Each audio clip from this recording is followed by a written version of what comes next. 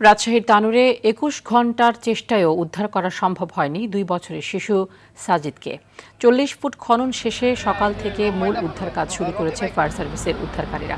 পাশাপাশি শিশুটিকে বাঁচিয়ে রাখতে অক্সিজেন সরবরাহ অব্যাহত রাখা হয়েছে। বুধবার বেলা ১টার দিকে তানুরে সাজিদ নামের ২ বছর বয়সী শিশুটি পরিত্যক্ত একটি গভীর নলকূপে পড়ে যায়। শিশুটি তার মায়ের হাত ধরে কেটে নেওয়া ধানের খেতে হাঁটছিল। হঠাৎ সে গর্তে পড়ে যায়। সাজিদ উপজেলার কোয়েলহাট পূর্বপাড়া গ্রামের রাকিবের ছেলে। রাকিব ঢাকার একটি জুট মিলের ব্যবস্থাপক হিসেবে চাকরি করেন।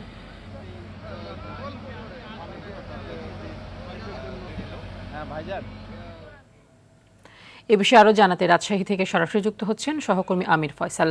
ফয়সাল, শিশু সাজিদকে উদ্ধার তৎপরতার কোনো অগ্রগতি এখন পর্যন্ত হয়েছে কিনা বা তাকে পাওয়ার বিষয়ে আসলে উদ্ধারকারীরা কি বলছেন?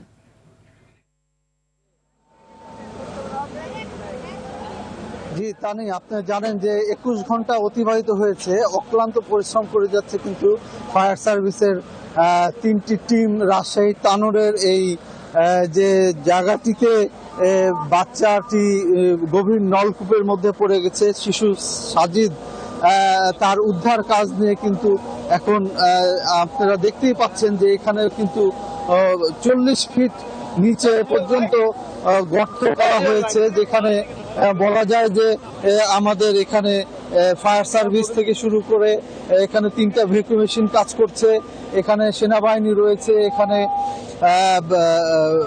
পুলিশ প্রশাসন রয়েছে, কিন্তু এখন পর্যন্ত বাচ্চাটিকে উদ্ধার করা সম্ভব হয়ে ওঠেনি। তাকে গতকাল রাত্রেও কিন্তু তারা ক্যামেরা নামিয়ে দিয়ে বাচ্চাটিকে অনুসন্ধান করার চেষ্টা করেছিল যে বাচ্চাটির অবস্থানটি কোথায় এবং কি অবস্থায় আছে। ৩৫ ফিট পর্যন্ত কিন্তু ক্যামেরা নেমেছিল গতকাল রাত্রে, সেখানেও বাচ্চাটির সন্ধান তারা তখনও সেভাবে পায় নাই।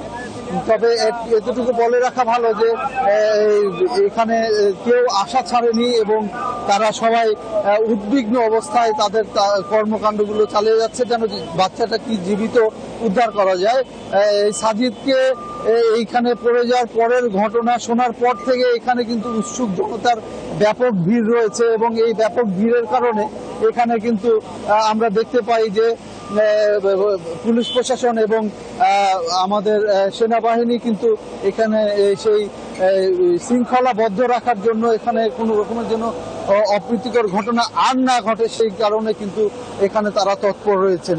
ফায়ার সার্ভিসের সহকারী পরিচালক দিদুল আলম আমাকে জানিয়েছিলেন যে জীবিত উদ্ধারের উদ্দেশ্যে কিন্তু তারা এই অক্লান্ত পরিশ্রম করে যাচ্ছেন এবং শিশু সাজিদ যেন জীবিত উদ্ধার হয় সেই কারণে তারা তাদের কর্মকাণ্ডটি পরিচালনা করছেন যতক্ষণ না পর্যন্ত তাকে উদ্ধার করা যায় সেই পর্যন্ত।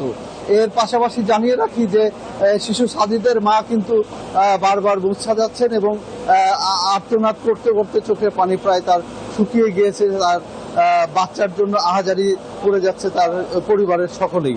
এই ছিল মিতু সর্বশেষ রাজশাহী তানোর থেকে শিশু উদ্ধারের ঘটনার। ধন্যবাদ আপনাকে।